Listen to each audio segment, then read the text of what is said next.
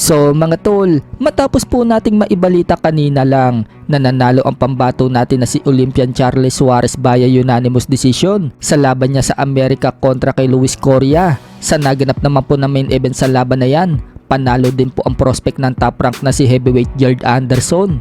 Sa pamamagitan din ng unanimous decision, tinambakan po ni Anderson sa score ang kalaban nitong si Rod Mercy.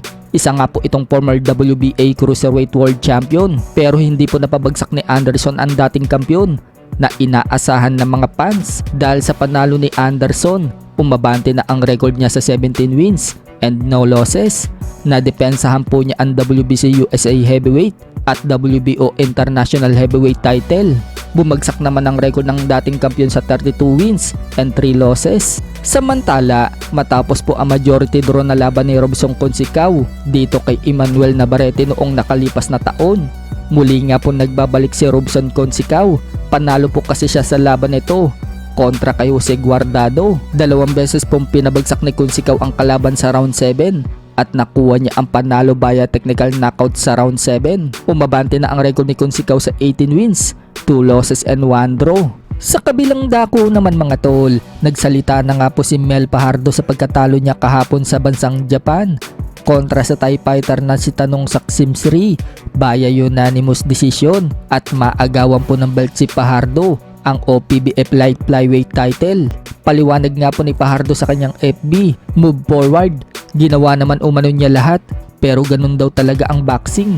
Nagpapasalamat pa din daw siya sa Diyos at sa mga patuloy daw na sumusuporta sa kanya, pati na din daw sa pamilya niya, coach niya at manager. Sa isang post naman ni Mel Fajardo, kinongrats nga po niya si Simsri at sinabi niyang aakit na daw siya ng dibisyon. Hindi na umano nararapat sa kanya ang 108 pounds or light flyweight division. So marami naman po ang nagsasabi na okay lang daw kahit natalo si Fajardo, hindi naman daw siya napabagsak ng kalaban. Yung Thai fighter pa nga daw ang bumagsak sa round 10.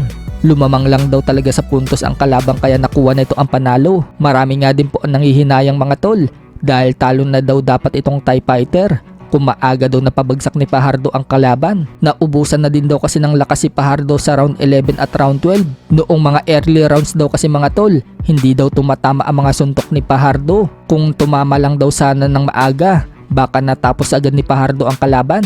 May nagsasabi din mga tol na mukhang napag-aralan daw ng kalaban ng galawan ni Fajardo. Halos basang-basa daw ng Thai fighter ang mga suntok ni Fajardo, kaya hindi ito tumatama.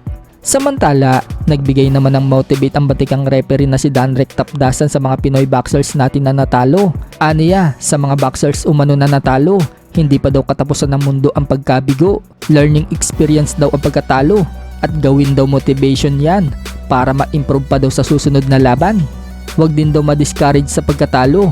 Kung yan nga daw na nasa picture madami daw talo, hindi daw na-discourage. Sila pa daw kaya mga Filipino boxers.